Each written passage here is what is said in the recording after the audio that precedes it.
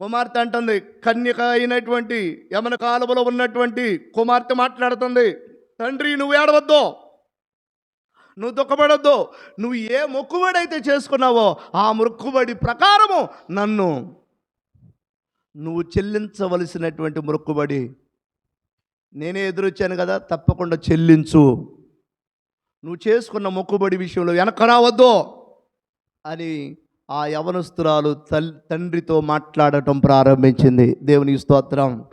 ఎంత మంచి పిల్ల!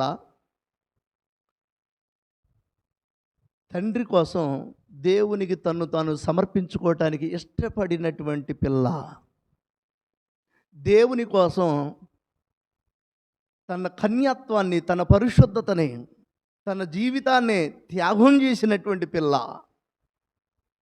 తండ్రి చేసుకున్న మొక్కుబడి ప్రకారం దేవునికి సమర్పించుకోవటానికి సిద్ధపడిన పిల్ల. ఈనాటి మన పిల్లలు కూడా